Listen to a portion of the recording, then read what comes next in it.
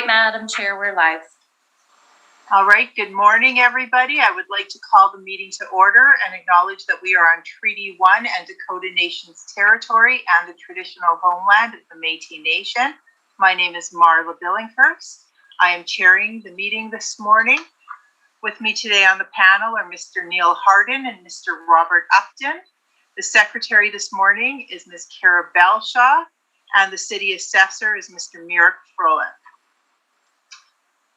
Please note to the participants that you are placed in the waiting room until your property is called. When it is your turn, you will be admitted to the meeting. Kindly follow along on the City of Winnipeg's Board of Revision YouTube channel for the hearing process.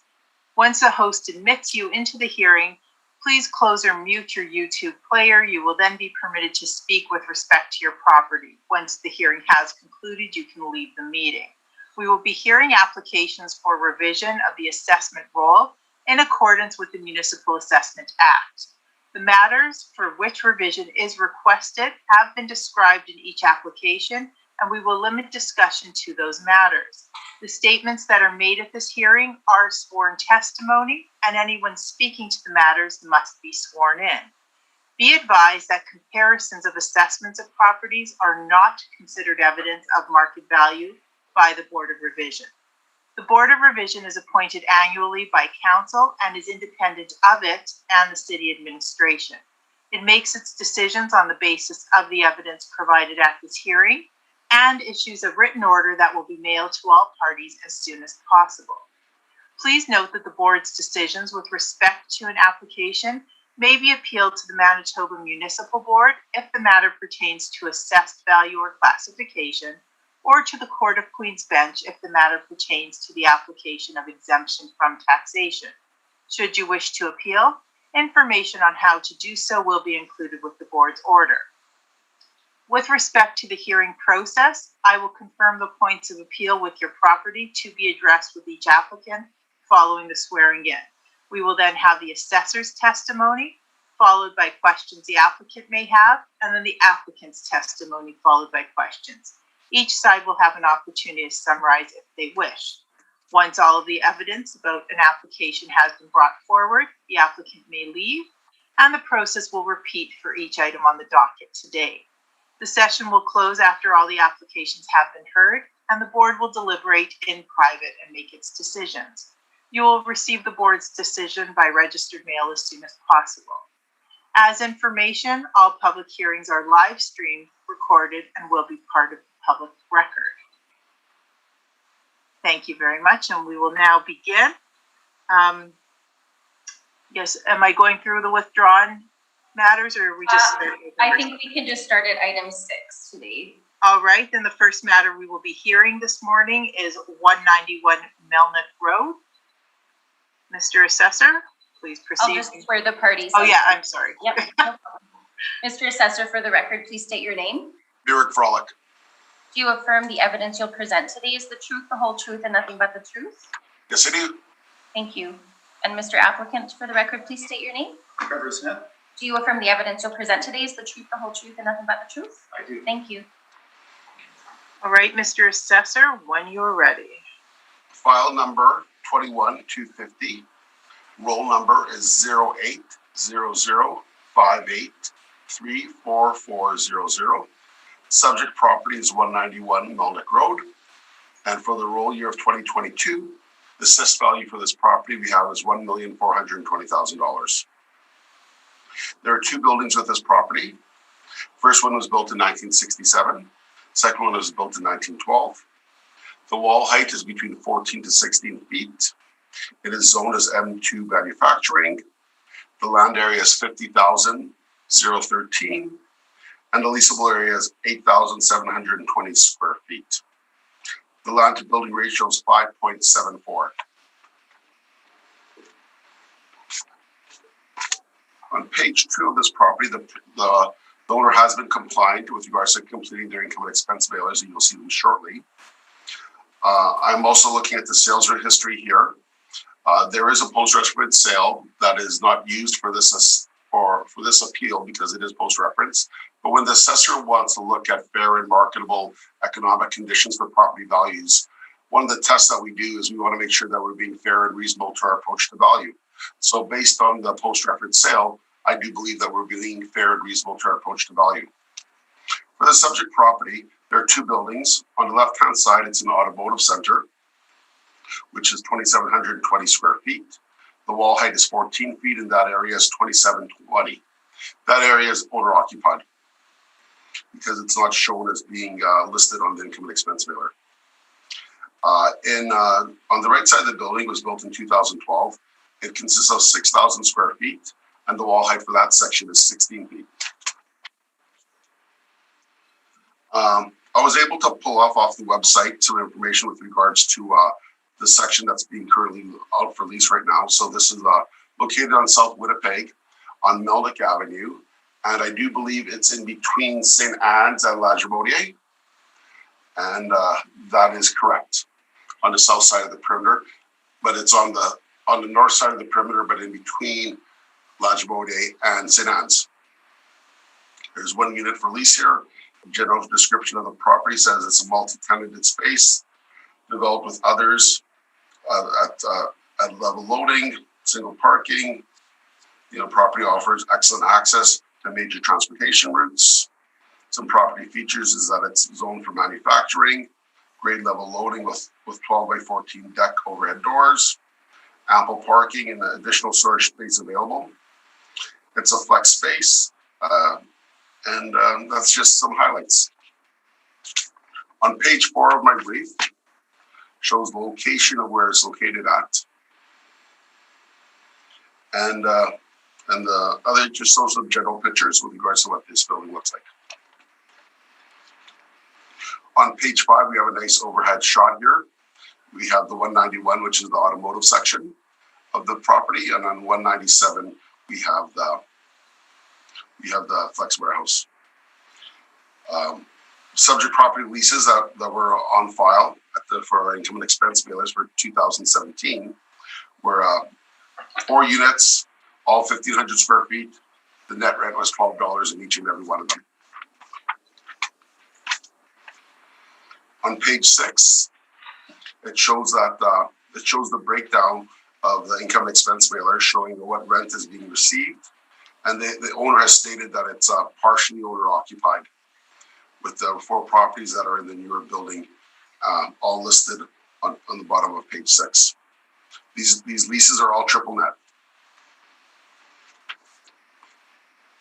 Page 7 of our brief shows the breakdown of all the units that we have here. So the first one that we have is of 2,720 square feet, which is the older building. We have a rent of $8.96 for that portion of the property. And then we have the 4 other leasable areas at $1,500 each, showing a model rent of $11.93. We have the potential rent at $95,951, showing a vacancy loss of 2.5%. To come with an effective income of $93,552. With 2% for expenses and a shortfall of 3.75%, we come up with a value of $90,863. Using a 6.4% cap rate, our value is $1,420,000 rounded.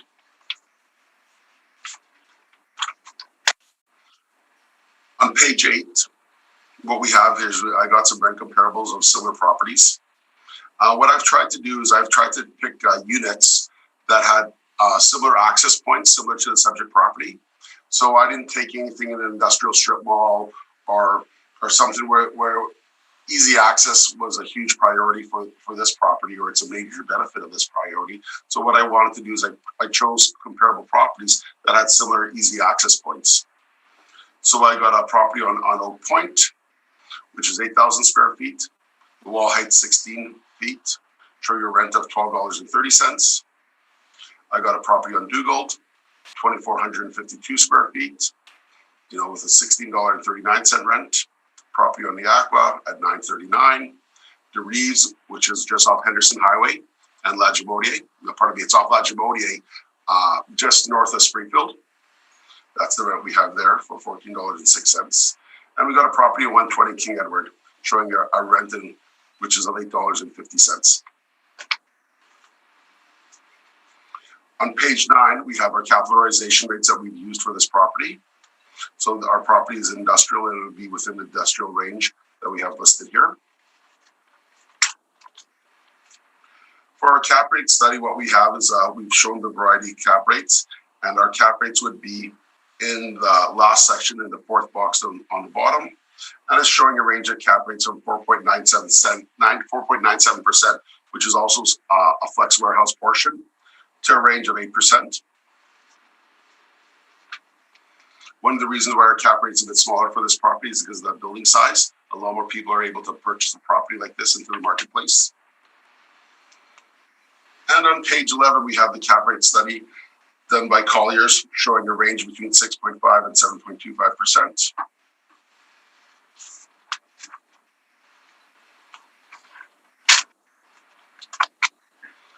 On page 12, we have the information with regards to the non-recoverable spending, expense spending with regards to our ratio of why we use 2%.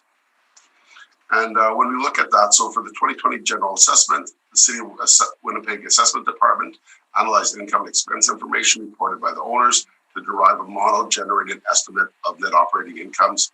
In deriving these NOIs, ATD has allowed for non-recoverable expenses to be in 2 categories: a 2% non-recoverable expense allowance and a shortfall allowance per square foot to account for the non-recoverable expenses associated with this vacant space. Page 13 is the legislation, and I am open to questions. Thank you. Thank you very much. All right. Mr. Applicant, any questions for the assessor? Yes, just a few. Thank you, Madam Chair. Eric, I can't recall if you referenced whether the property had full city services or not. Can you refresh my memory? Well, it's within the City of Winnipeg parameters. It's not outside the city, and so I'm anticipating. But you know what? Let me do a quick search here, Trevor. Let me see water and sewer. So when we're looking at the value of this property, just water and sewer, and let me just check one thing here. You know what? It does not seem to have water and sewer that I see. That's right. Okay, I just wasn't sure if you had mentioned that or not. Looking at your brief here, page 5 has a list of the tenancies in July of 2016. Those were all 1-year leases at that point, as it indicates? That's what they had provided us from the mailer, yes. Okay, so are you aware if all of those tenancies were there as of the reference date? As of the reference date? Yeah. So when I look at that, the reference date that would take place is we're basing it on, like, we get the 2017 mailer, we get the 2018 mailer. So when this mailer was provided to us, it was done as of June 30th of 2017. So that's the information that we have from us right now from that period of time. So we base our model on the information that's provided to us. But when I look at the 2018 mailer, there does seem to have 4 tenants located on the income and expense mailer. Okay, thank you. Looking at your page number 8, the lease comparables. These properties would all be fully serviced with city services, correct? Water and sewer as well? Yes, yes, I am anticipating so, yes. So that's my assumption in any case. Yeah, well, but you know, I see. I don't know for sure, because what happens is maybe on the DeReeves property, it may or may not, because that's also on the outskirts. But the likelihood is with the DeReeves property, it's very close to similar properties that are close to the city of Winnipeg. So I'm anticipating that property would have city services. Okay, thank you. The last property there, 120 King Edward, the tenant there is Boyd Auto Body, is that correct? That is correct. And that's right on Route 90? Yep. Okay. Those are all of my questions for the moment. Thanks very much. Thank you very much. Mr. Harden, any questions? Yeah, a few. On your page 4, on your picture of the properties, you got the right-hand unit outlined in blue. Is there any particular reason for that? That's how it worked out on the print screen. Oh, okay. So that's, you weren't highlighting that for any specific reason? Nothing in particular, no. Okay,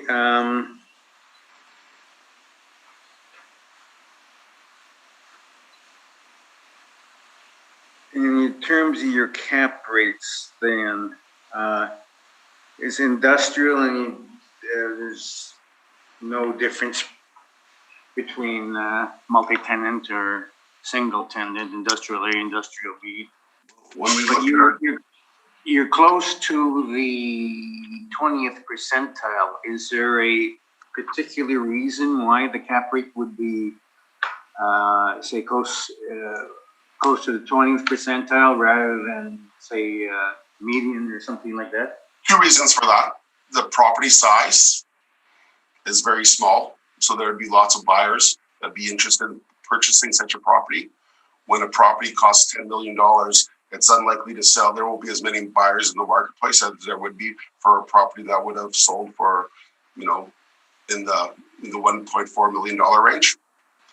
And so that's the first reason. The other reason is that almost 75% of the building was built in 2012, which is a brand new property.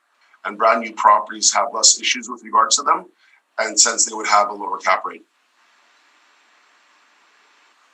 Okay, but wouldn't you agree that for an industrial property like that, a potential buyer would be looking for the fit for the property and not looking at it as an investment income? Well, it all depends on the person who's purchasing it. For some, in this situation, there's 2 purposes of it. There's the automotive section, there's the flex warehouse section. I can't, I guess what it boils down to is there's a lot of type of buyers that are out there willing to purchase this type of property. So it's all about a fit for the right consumer. Okay, but typically you'll find that these areas buildings tend to be owner occupied, at least to a large extent.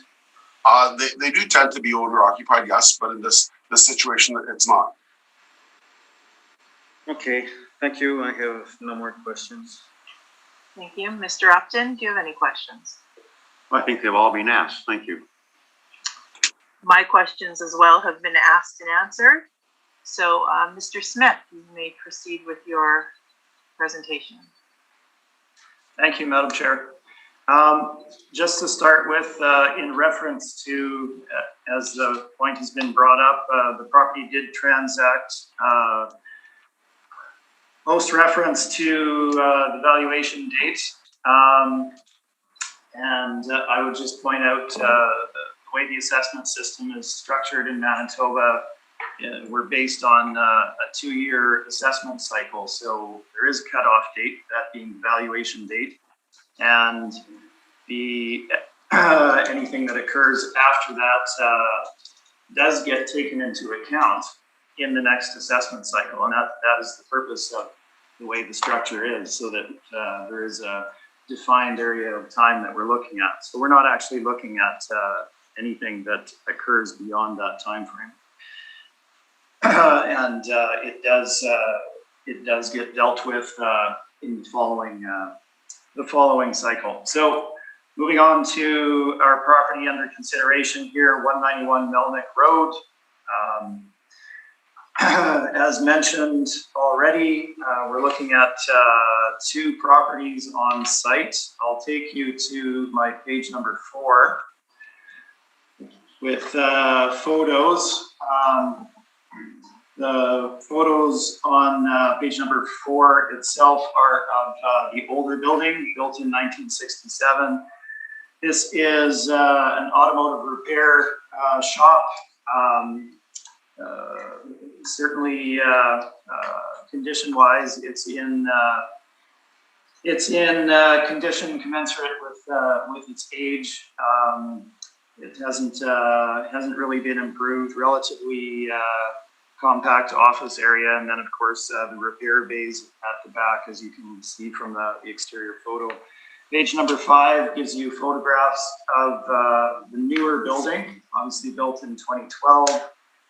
This is a building with 4 bays in it, and the build out in these spaces varies from straight warehouse with no development, no demising, no painting, etc., to those with some smaller office areas in the front. So that's what the interior of the spaces are.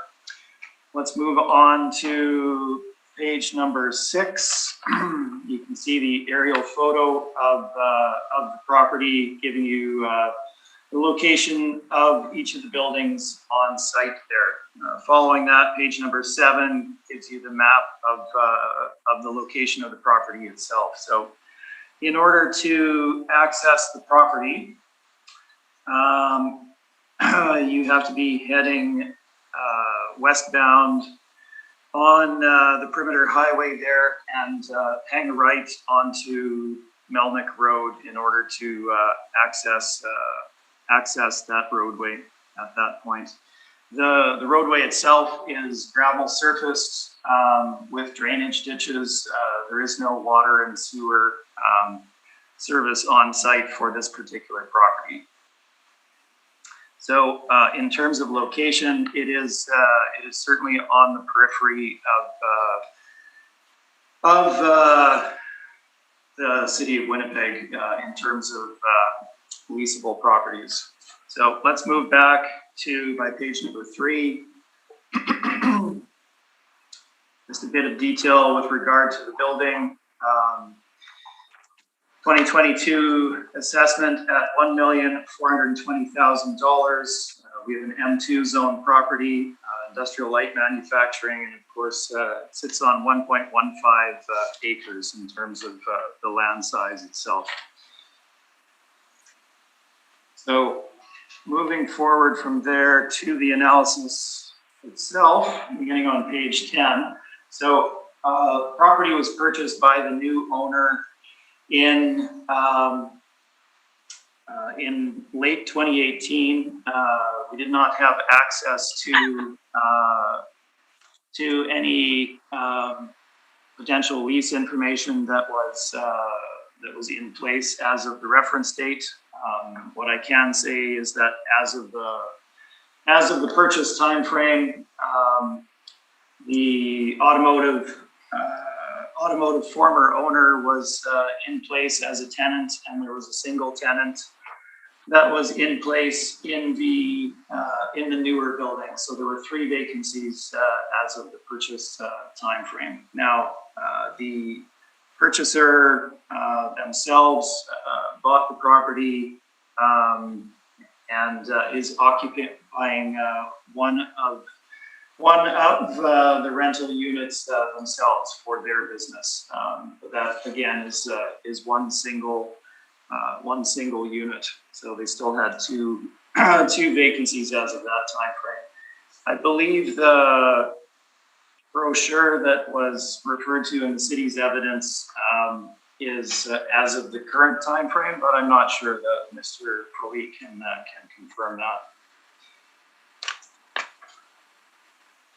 Moving on to, again, the valuation itself. So we have essentially 2 portions of the property with the older automotive building that we need to determine a fair market rent for. So we have a graph giving you a significant number of automotive rents that help us narrow down an appropriate market rent for that building. And then we have some industrial rents that are most appropriate for the new building and the rents that could be achieved in a space such as that. So let's look at market leasing activity for automotive to start with. You've probably all seen this numerous times, but I'll just refresh your memory. We're obviously looking at strictly automotive repair in its various forms. So we have some straight out automotive repair places. We have some tire places that do mufflers and all the other service items that they do, and some collision repair places down near the bottom there. So looking at the material that we have present here, our range in terms of rates runs from a low of $6.50, which is a little bit of an outlier, up to the high end of $11.18 a square foot. But by and large, if you look at the sale or the lease comparables, we're looking at a concentration of leases in that $7 to $9, slightly over $9 per square foot range. We also have 120 King Edward on here. This is a slightly older lease, $7 a square foot. I see that the city has more recent information on that property indicating that it's now leased for $8.50 a square foot. That being right on Route 90, kind of just south of the Ness interchange, where the Route 90 comes to a Y point, just north of Portage Avenue. So looking at our subject property, built in 67, significantly older, lesser services. We've placed a value or a lease value of $9 net per square foot on it. I think this rate is certainly generous in terms of where we could have landed, based on the location of the property, the building itself, the draw for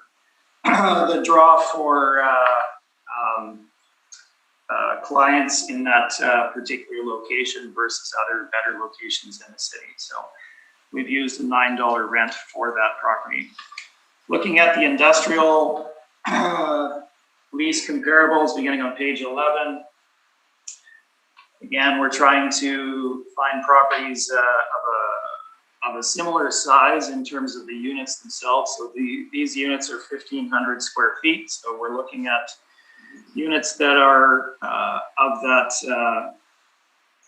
that size, and we're looking for leases as close as possible to the valuation date, as well as locations that would be somewhat similar to the subject. So let's run through these. I've provided you a page for each of these indicating the location on a map, as well as an exterior photo of the property. So lease comparable 1420 Clarence, 2018 year lease at $10.95 a square foot for virtually the same area. Built in 87, modern property in a good location in Fort Garry. You can see the property on page 12.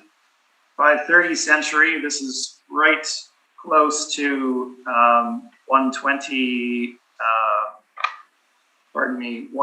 King Edward. Very similar size, again, 2016 year lease, 5-year term, modern structure, built in 79, $11 a square foot. That's on page 13. You can see that particular property. Now, those are certainly more central than the subject. Looking at number 3, 271 Oak Point Highway. This is certainly a similar type of location to the subject property, 271 Oak Point. 2016 year lease for 2 years at $5.50 a square foot for 1,800 square feet. Now, slightly older building, obviously, built in 1971. But if you look at our photo on page 14, you can see the similarity of that structure to the new structure on site, as well as the location. 1216 Sherwin, part of a larger property that has been sold and broken off. In any case, it's multi-tenant industrial. We have a 2018 year lease there for 5 years, 1,800 square feet, 1875 at $8.95 a square foot. Little older build out, typically in many of these spaces. So moving on from there to lease comparable number 5, 1599 Dugald. This again is property in a multi-tenant strip. I would point out that the subject is also multi-tenant with 4 units available, as well as the automotive repair building. So 1599 Dugald, 2018 lease, 5-year term, 1025 per square foot, just under 2,000 square feet, built in 87. That being shown on page number 16. So certainly a modern building, good location.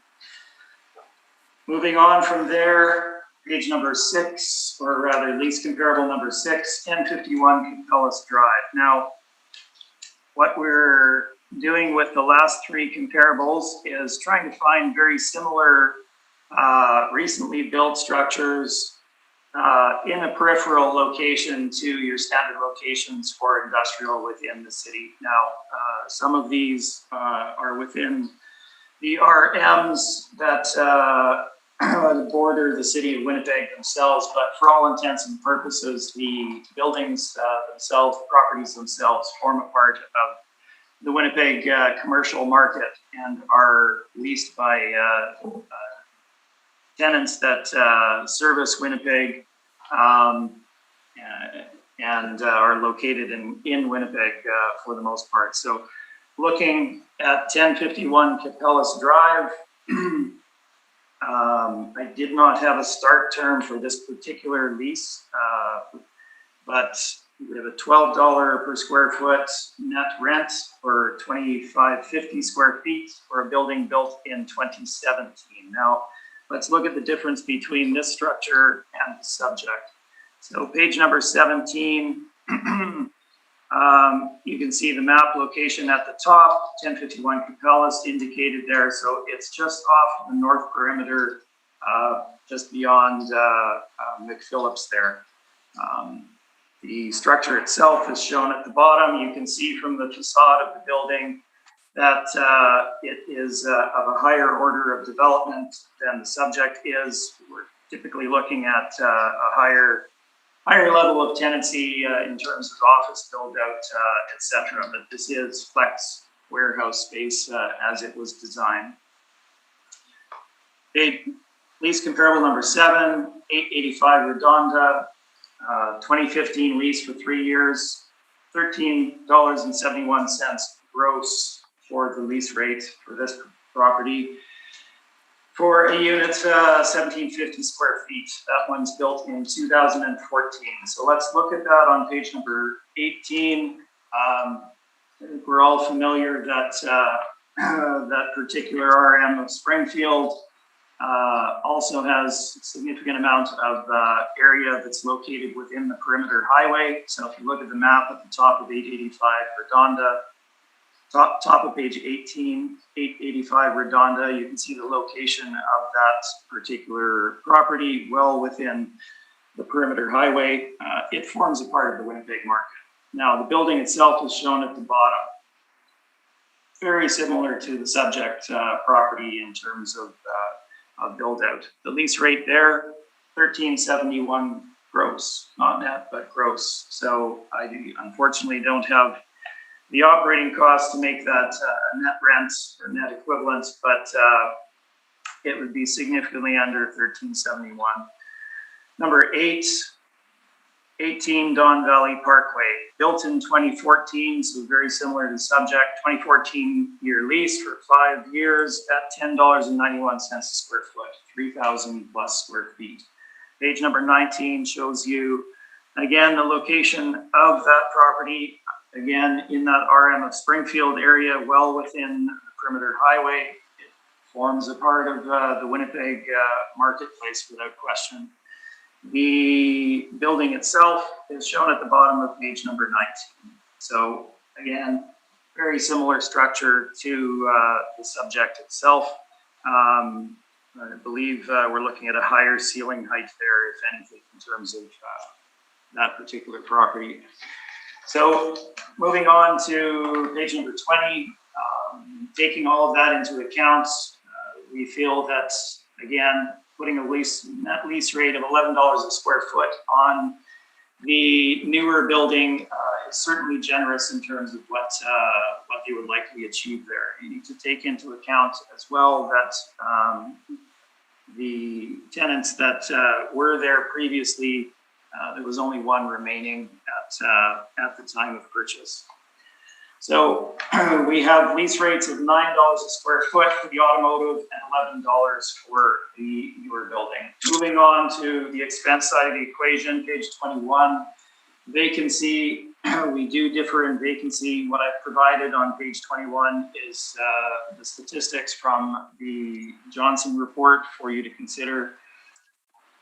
The city uses 2.5%. The overall industrial vacancy in Winnipeg as of the reference date was 3%, 5-year average of 3%. Investment vacancy, which the subject is, 7.3% at the time, as well as 5-year average. And then we have multi-tenant vacancy, investment vacancy at the bottom of the chart, 6.7% as of the reference date, 7% over a five-year term. We haven't gone that high. We have a single unit that's occupied by the owner themselves. So we've used a 5% vacancy in our analysis. Moving on to the expense allowance. The panel members, I believe, have heard extensively from me on this subject. I'm happy to run through it, but I guess I'd like to pose the question at this point. Will anything change if we review this material for the 90th time, or shall we skip through that portion?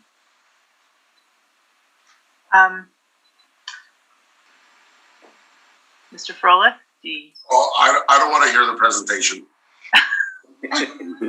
Mr. Harden?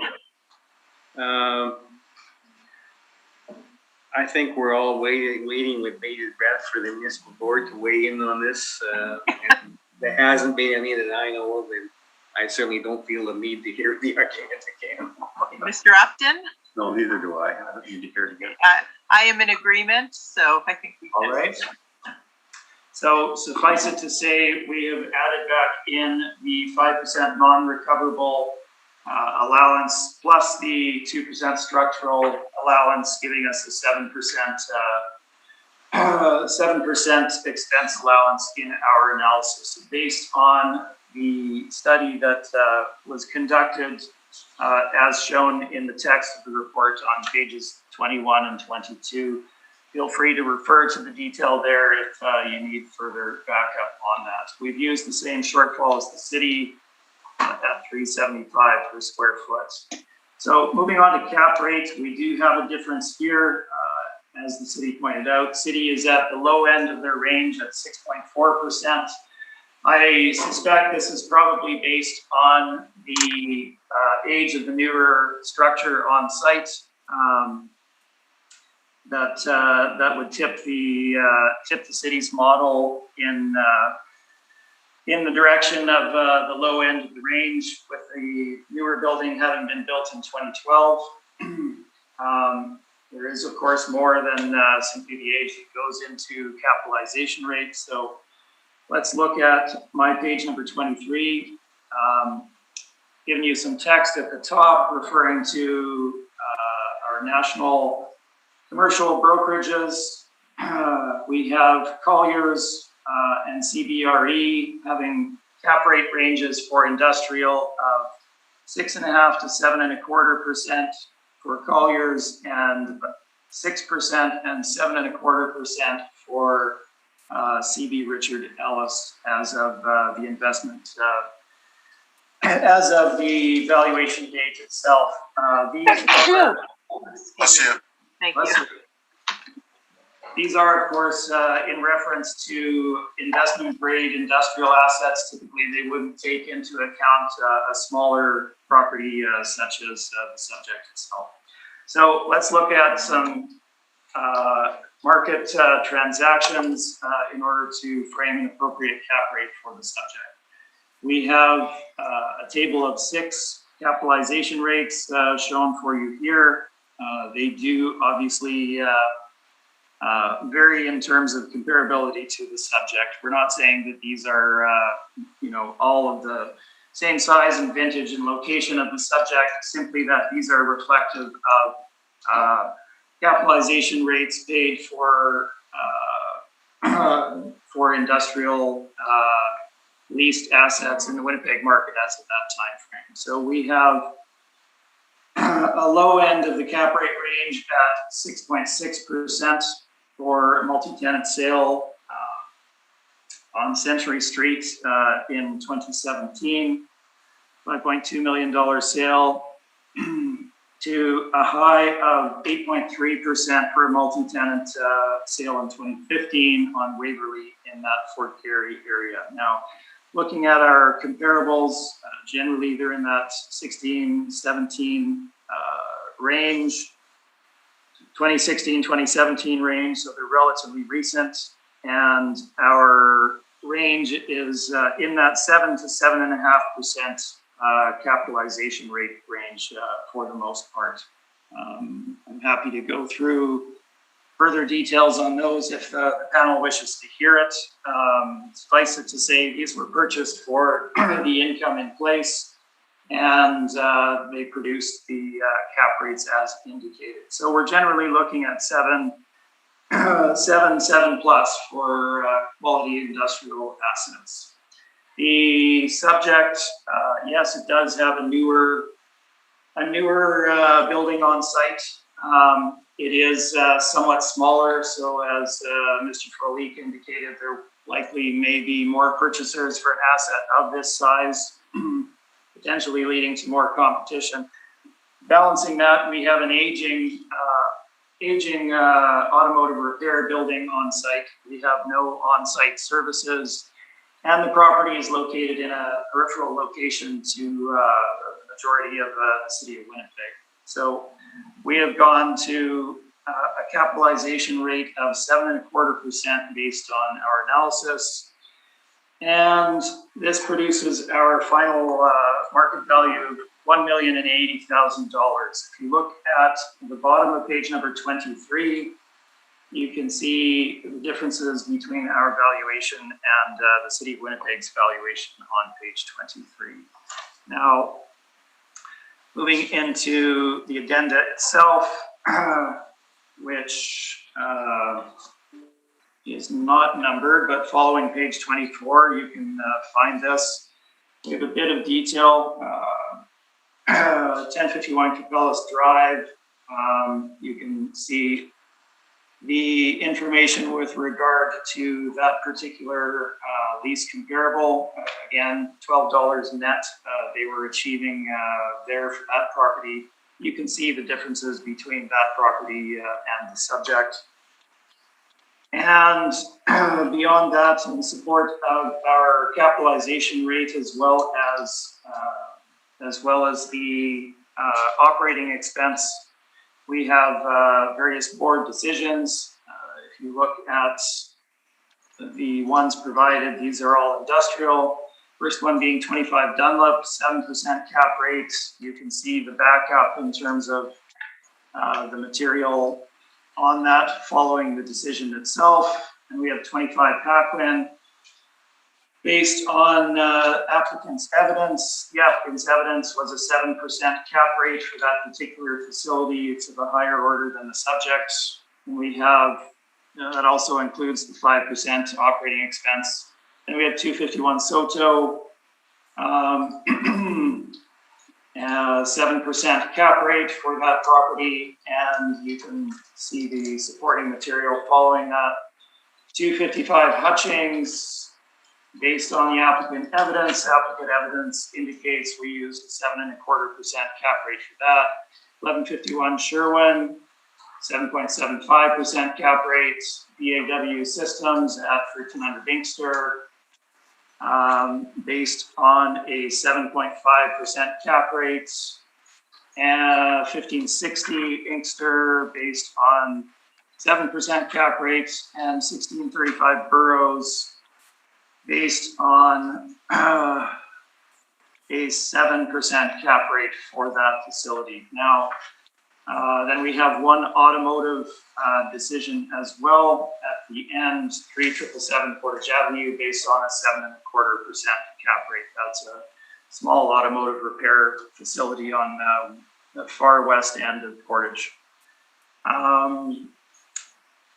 So in summary, I feel our market value, $1,080,000 is well supported by the evidence provided. And I am open for questions. Thank you very much. Mr. Froelich, do you have any questions? Yeah, I'm going to start off and I'll sort of work backwards from Trevor's presentation. Trevor, you had mentioned with regards to your cap rate study, is it normal procedure with other agents not to provide addresses for your cap rate information? Well, I don't want to speak for other agents, Mr. Froelich. That's not what we're looking at, but it's certainly not unusual. It has, I'm sure you're aware, and the panel is aware because we've discussed it in the past. It's cap rate information is often safely or closely guarded by vendors and purchasers. They don't necessarily want it in the public's ear, so it's not unusual. Did you have questions on them? Yes, I believe I provided this information in past years on these exact cap rates to you as well. And you didn't provide addresses then, and you haven't provided the addresses now? No, I did. We spoke about them in hearings. I have a strong recollection that I've covered this ground with you at least once in the current cycle. I disagree with that. Okay, so can you actually tell me the actual address? I absolutely remember telling the panel, as well as yourself, Mr. Froelich, each of the addresses and detail regarding the property. So feel free to ask questions. Okay, is it fair to well, I disagree with the comment that you're making. I'd like that to be on record. We can always go back and review the tape. I have no problems with doing that. Neither do I. Mm-hmm. So with cap rate study number 6, what was the income used to develop your cap rating? Because you said you had detailed information with regards to that cap rate. So I would like to know what your income was. Well, Mr. Froelich, we're all aware of how capitalization rates were developed. I didn't break down each individual component of it for the chart that's provided here. We only have so much space. You can work out the math using the capitalization rate and the sale price for a rough indication. Madam Chairperson, didn't the agent say that he could provide detailed information with regards to this cap study in his presentation? He said he could provide answers to your questions. So I guess. Oh, okay. Oh, all right. We can do this, Mr. Froelich. Just let's be clear. We then need to delve into the detailed capitalization rate examination of what the city has provided. So proceed if you wish. It's my opportunity to ask you a question with regards to your evidence. It is. I had heard you could provide information. It's a moot point. I won't proceed any further to expedite this process. Thank you. So 2081 Logan, built in 1969, zoned M2, 18,718 square feet. That is the information that I was ready to provide you today, which is exactly what the city has provided in their evidence with regard to capitalization rates. I have no furt't questions on this topic. With regards to your market rents, are you familiar with are you familiar with the area Amber Trails? Yes, I do know Amber Trails. And would it be in close location to your comparable number 6 on page 11 on your brief?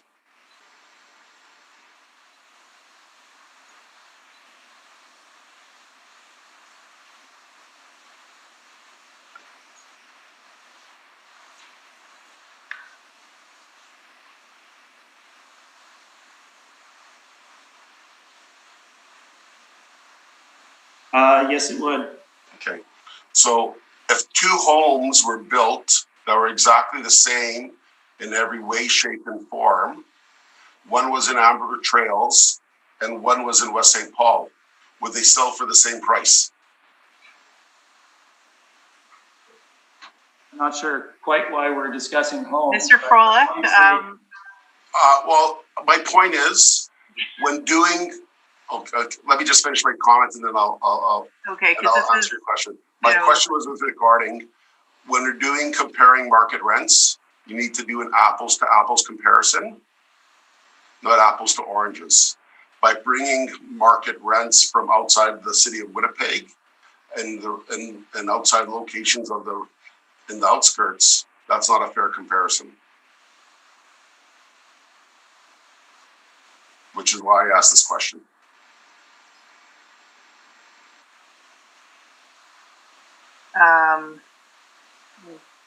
Can I proceed? I don't think we really, I think you've made your point. I don't Okay, think thank you. Get into Thank you. So, does age affect market rents, Mr. Smith? It's one of the factors that can affect market rents. Depends on obviously many factors: location, the build out of the unit, ceiling height, loading, services, supporting infrastructure, location being a major driver. But yes, age has a factor. Okay, because some of your lowest rents that are bringing down your average are on properties that are like 40 years difference compared to the majority of the subject property. Yeah, I wouldn't disagree that the ages of some of the evidence, some of the lease comparables there are older. We're not relying on an average. We're framing an appropriate lease rate for the subject property. Okay, and so in your presentation, you had referenced the tenancy situation post-reference. Is that correct? Yes, as of the time they acquired the property, there were 3 vacancies at that time, and I believe the owner had indicated that it was that way for a period of time before that, because they had to proceed through a rather lengthy due diligence period. Okay, so was there a large vacancy situation in 2019? Because in 2018, it was fully occupied. Well, it was purchased in 2018, towards the end, and there were 3 units in the new structure that were vacant at that time frame. So 2019 again is a matter for the next assessment. Okay, but you're referencing the tendency, so I can't understand why you can mention the tendency of the situation and I can't reference the sale price. Well, the indication that I have from the purchaser was that earlier in 2018, and I can't provide you with the income and expense from that year because they didn't own the property at that time. that earlier in the year, there was vacancy in the unit similar to when they purchased it. So I merely, I take your point, and if you wish to disregard my vacancy comments, that's fair. Okay, by any chance, you know if an appraisal report was done on this property? I do not know. Okay, no further questions, thank you. Thank you, Mr. Harden. Okay, you say there's no city provided sewer and water. Is it the septic field, and how do they get the water? Well, or something? They have a well on site, and I don't believe they have a field. They have a tank or something about, yeah. So it pumps out every few months. Correct. Okay. I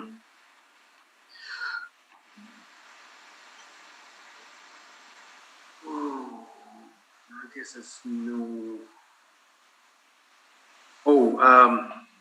The comparables. Do all the comparables have similar sewer and water? Some of the ones that are in Springfield, do they have their own sewer and water? It would be, so the ones, you know, your typical ones running through 1599, Dugald, to my knowledge, would all have standard city services. And then we're looking at 1051 Capellas in West St. Paul. They would likely have their own on-site services there. And the Redonda and Don Valley, again, there's, you can see that there's no surface water, it's ditches there. I believe they are also of the same servicing, I think, but I can't be 100% sure on those. But typically in that area, I believe they are, they have to service themselves.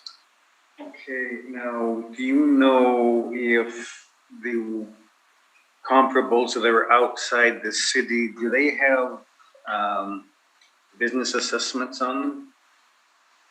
Well, that would be dependent on on each of the RMs themselves, whether they receive a business assessment. But again, that would be outside into the realty sphere. That's another cost to the occupant. For locating outside the city of Winnipeg. I know it would be. I'm familiar with your RM of Rosser, where on Highway 7 going north, you see majority of the development being on the Rosser side and not on the Winnipeg side. Simply, my conjecture is that because they're not subject to business assessment, business tax. There is a somewhat different structure dependent on the RM. Yes, so your operating or your cost structure as a tenant or owner may be somewhat different. But again, you need to look at what's built in those locations versus what we're looking at for the subject itself as well. Thank you. No further questions then. Mr. Upton. On your capitalization rates on your page 23, all these properties shown, are they superior properties to what the existing property is? Are they all superior? In terms of location, are they superior? Century, Debate, Hutchins, Sherwin, Waverly. Yes, for the most part, I would say yes. They would be considered superior to the subject in terms of location. Are they all have city services, I assume? They would all have city services, yes. Okay. So you just devised your 7.5% from 7.25% from those cap rates you've shown there, the 6.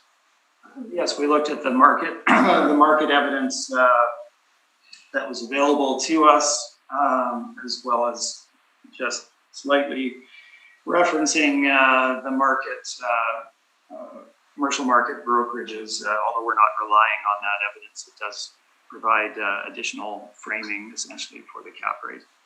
So we're at 7.25% rather than 7.5%. Thank you. Thank you. And I have no questions at this time. So, does either party have a need for a summary? I would like just a quick sentence or two. Okay, go ahead, Mr. Falk. The property value that we're seeking today is $1,420,000. The property value that the agent is asking for is $1,080,000. That's approximately a 24% difference in valuation. Based on all the information that I have available to me, if there was room for a difference between what the agent has and what we have, I would have been comfortable with making a recommendation at that time. However, based on all the data that I have access to be fair and equitable to all the taxpayers in the city of Winnipeg, I'm asking for the $1,420,000 to be confirmed. Thank you. Thank you, Mr. Smith. Yes, equally, just in reference to that, we are seeking a fair assessed value for the taxpayer, of course. What the assessment itself is, and the difference between that and the value that we have placed on it is kind of outside of the scope. What we've provided you is with a detailed analysis of all of the components that go into determining a fair market value, provided you backup for all of that, and arrived at what we feel is certainly a fair and equitable value at $1,080,000. So we're not seeking anything above and beyond what's appropriate in the market. Thank you. Okay, thank you very much. I'm going to suggest we just take a maybe 5-minute recess before starting the next matter. Sounds good to me. Ms. Belshaw? Yep, that's fine. Just, we'll break. 10 after? Give us a moment to shut. Sure. Okay, we'll come back for 10 after. Okay, everybody? Right. The next matter on the docket is 1430 Church Avenue. Mr. Assessor, whenever you are ready, please proceed. File number is 21-146.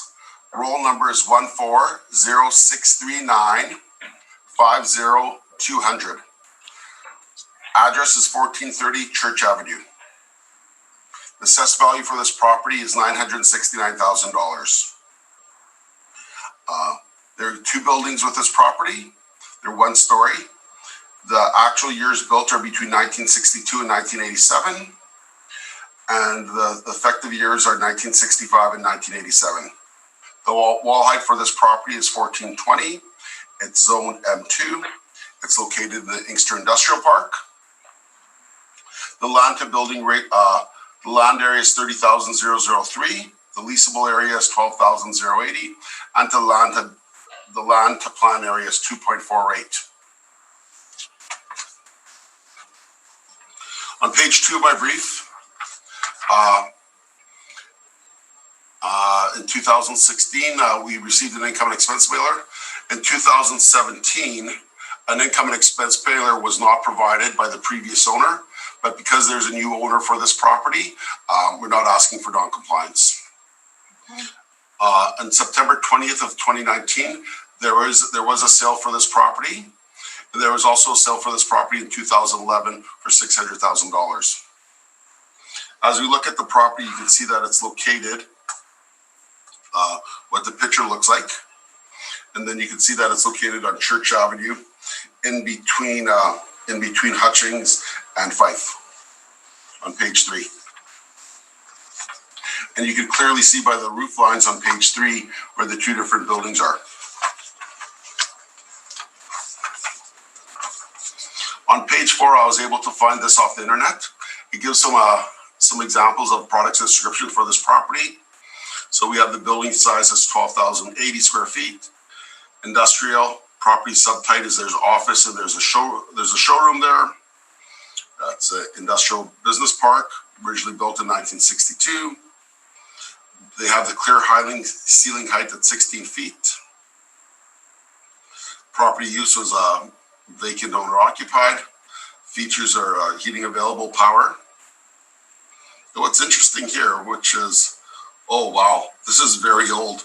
I'm looking at the cap rate here, and then it shows the cap rate in 2004, 2005 was 10%. I noticed, which is like, 14 years away from the reference date, but this is how old was the print screen that I got.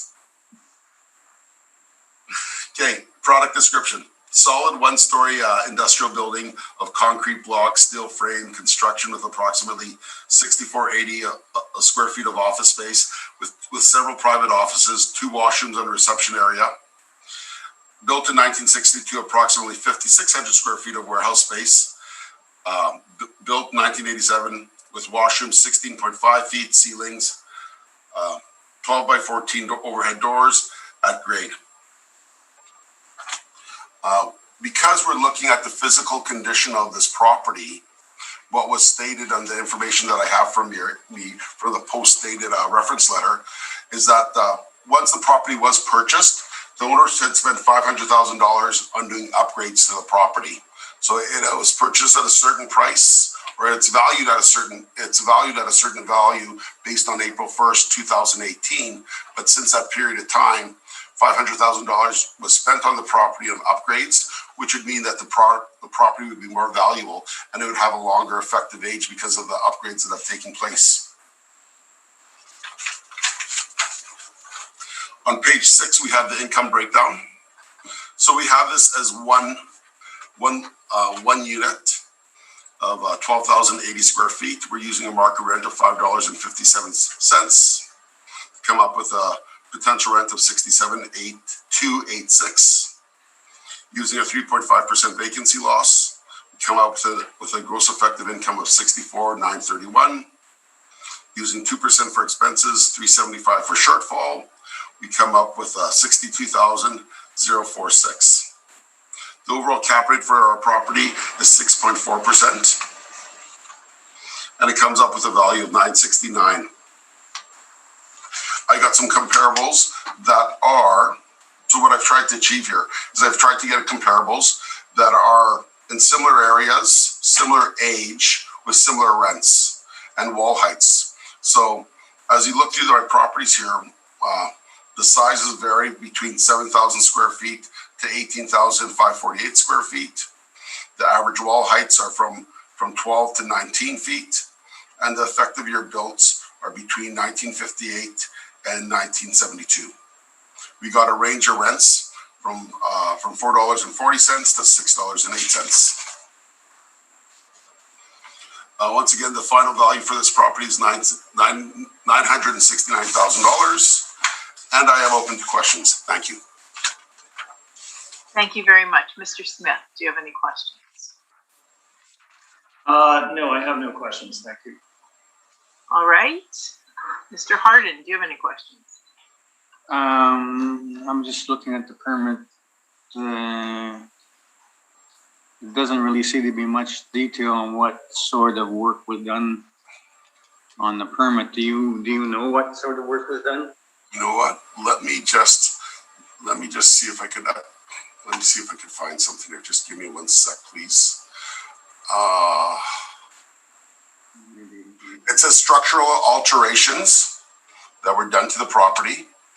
And quickly here, it was done by Hayden Construction.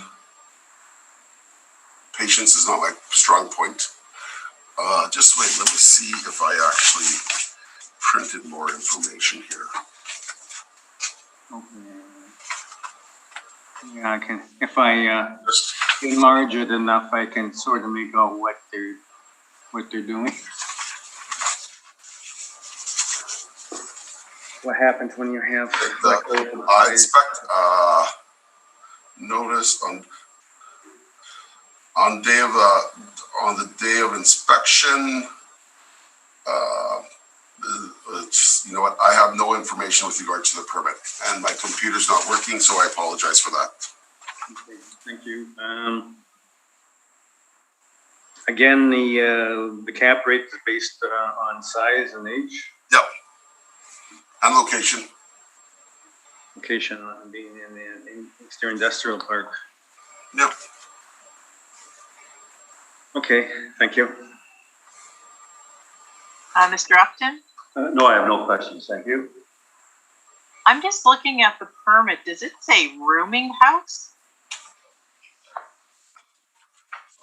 It's not a really, it may say that. but That it's not a seems rooming very house. odd. Yeah, just, Rooming house, yeah. well, it says RT. Yeah, that's just, Those are the rental units. And what it says here on the permit, it says office space, exterior alterations include new windows, mechanical, electrical, and information. And so they had done some upgrades to the interior of the subject property. Oh, okay, yeah, at the bottom it's a number of tenants. It's a rooming house. Which... No, I think that's just a standardized Oh, okay. feel for, because what I have here is I have it in front of me here. So notice how some things are blank. Yeah. Like there's no master plan, there's no demolition, you know, some of the units, you know what I mean? It's just.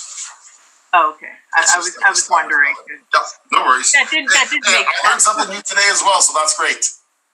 Okay. All right, then, those were, that was my question. So, Mr. Smith, would you like to proceed? yes, thank you, Madam Chair.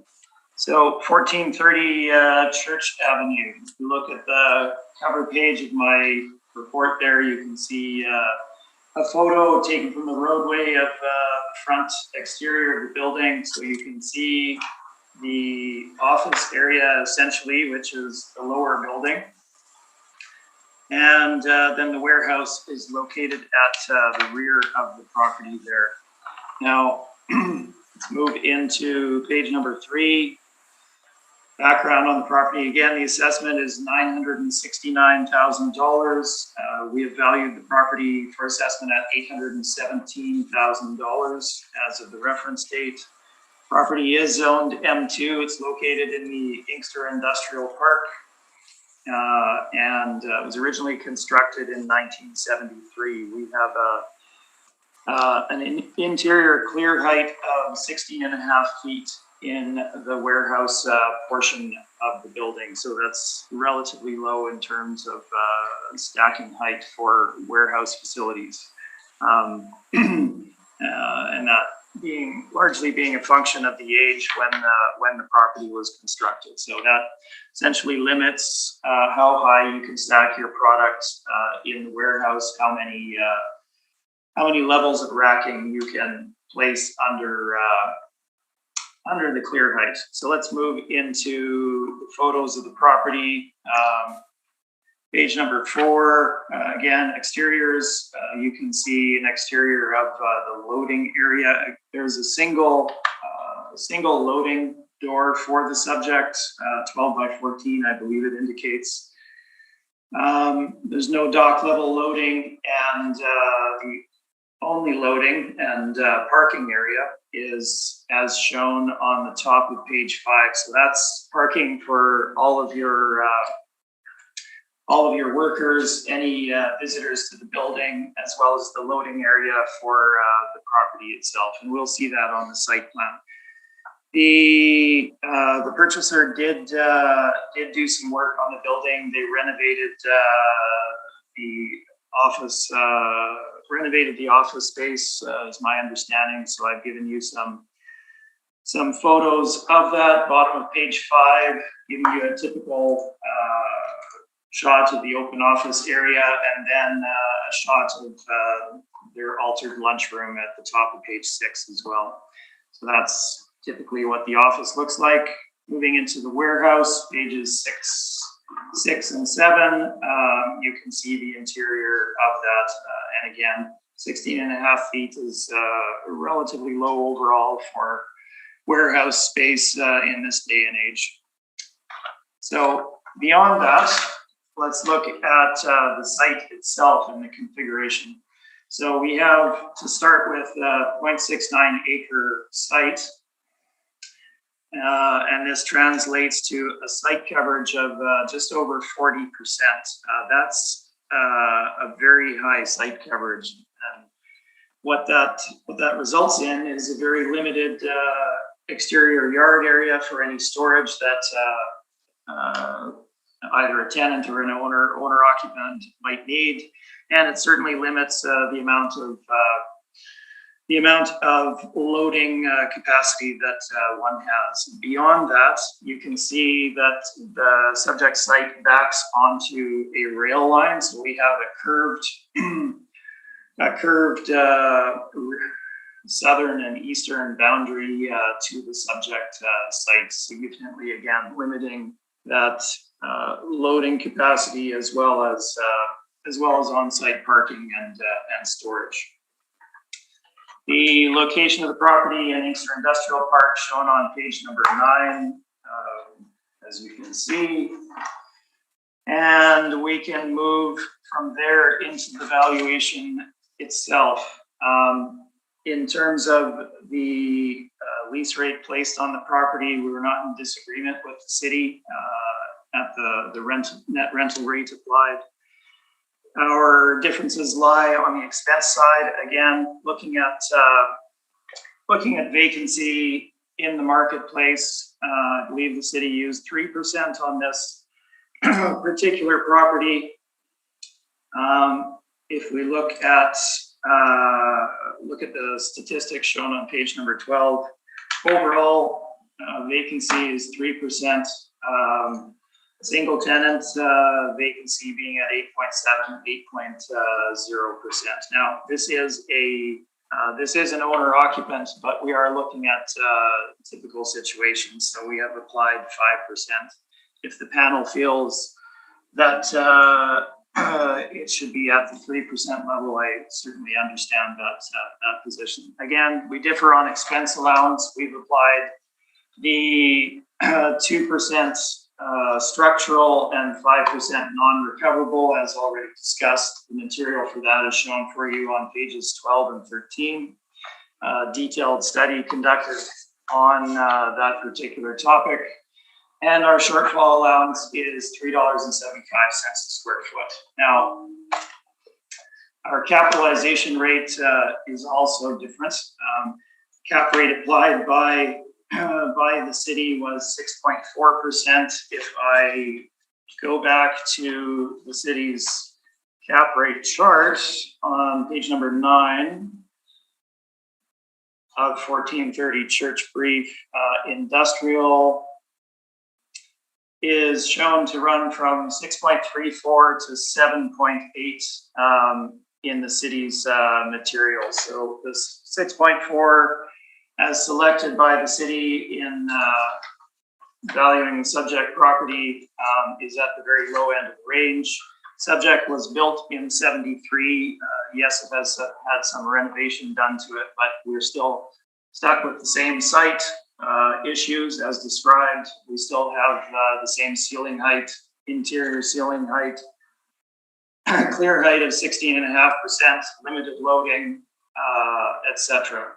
Our cap rate commentary is on page number 15. Again, the market participants are indicating cap rate range for good quality investments, industrial assets between 6.5% and 7.25%. For Colliers, 6% to 7.25% for CB Richard Ellis. We've also provided our own cap rate study, the majority of those being in that 7 to 7.4% range.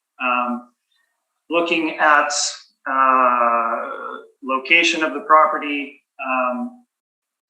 the age of it, taking into account the work that has been done to the property.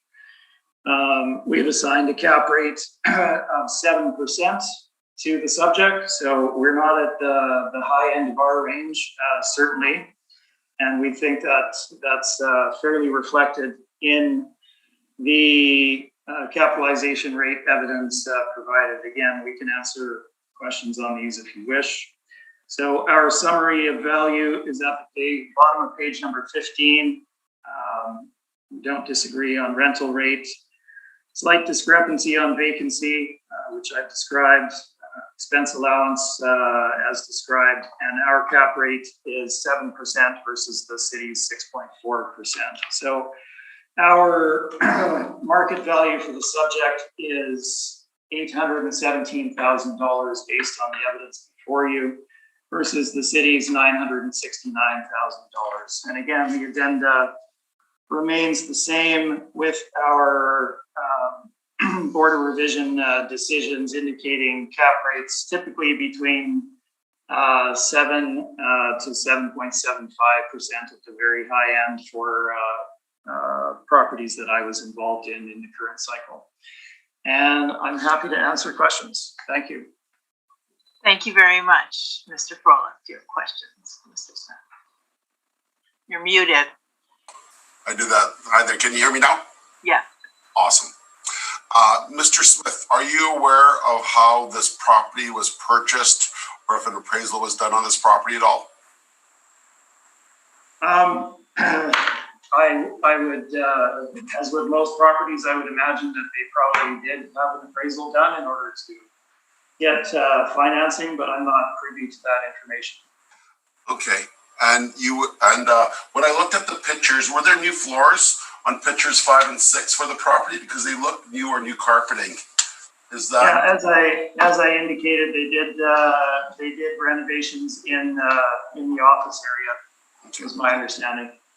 Do you know what the assessment was in 2018? I do not. Okay. For information to the panel members, it was $813,000.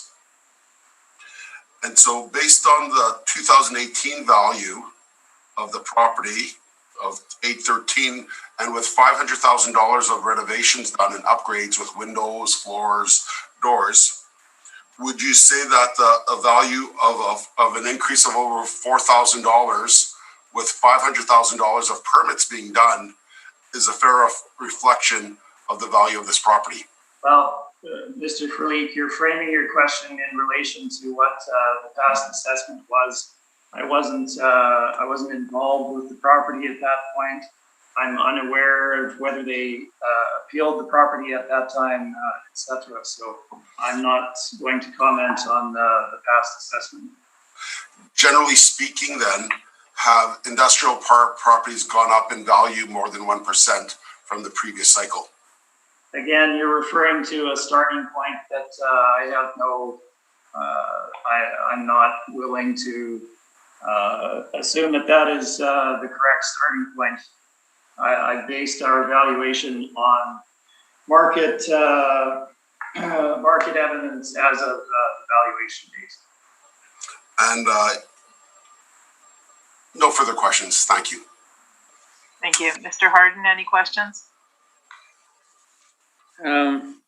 So there's no, I noticed they got an overhead door, but they don't seem to have a loading dock or anything like that. So it would be a limited value to anybody whose business is shipping, receiving, that sort of thing. Yes, if they require grade level, which is fairly typical for warehousing. This is just dry.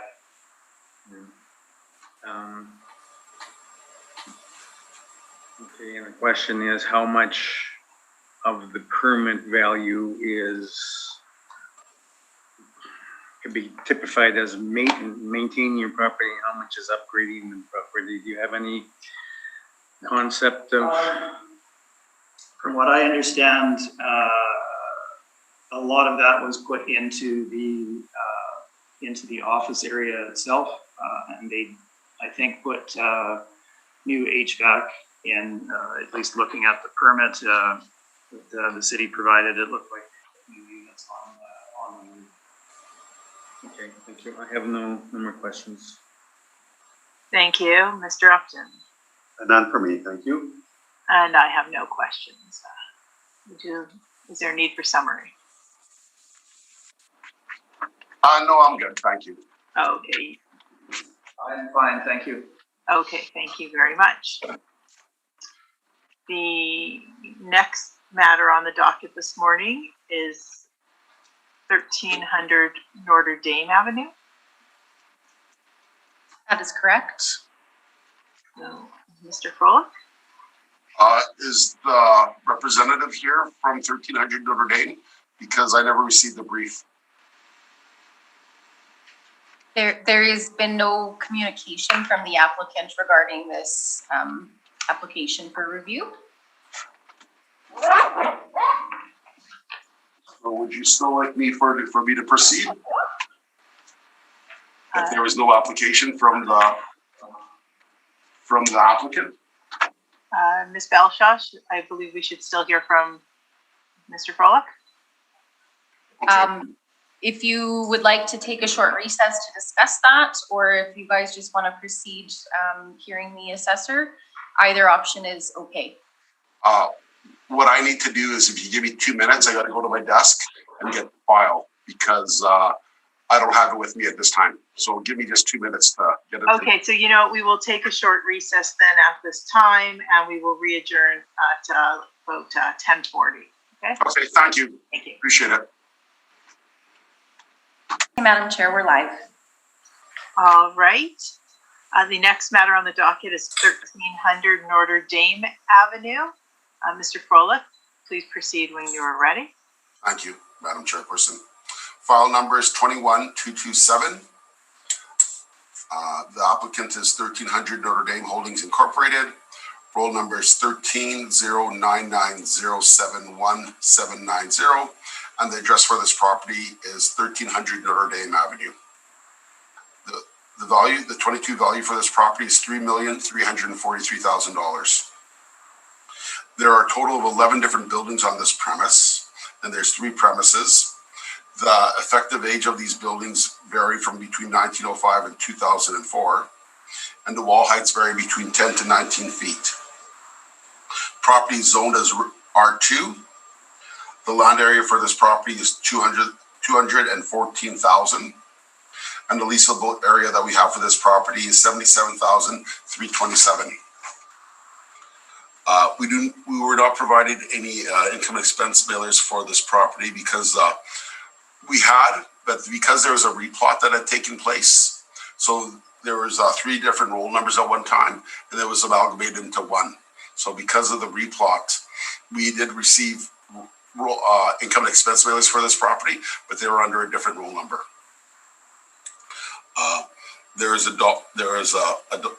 Sorry, I didn't exclude that. On page 2, we got some pictures of the subject property, and on page 3 where it's located at. So it's located on Notre Dame, in between McPhillips and where Dublin and Notre Dame split off, right beside the Canadiana Hotel. Page 3 shows the location of it. Page 4 shows the available features with regards to this building and where it's located at, relatively speaking, and all the services that are nearby on page 5. Page 6 shows another aspect of the building that had taken place in some of the retail space and some of the pictures there. Page 7 shows a detailed availability of the space and some of the costs for this property. Page 9 shows this property is on the market for sale right now, and generally speaking, the listing price is higher than the assessed value that we have for this property. The breakdown for the subject property is that there's 3 different areas. The potential rent is $409,160. The leasable area is $77,327. To come up with a net operating income of $359,518. We used the 9.8% cap rate property for the size and the location of this building, and our value for this property is $3,343,000. On page 12, I've shown some comparable rents. And that concludes my formal presentation. Thank you.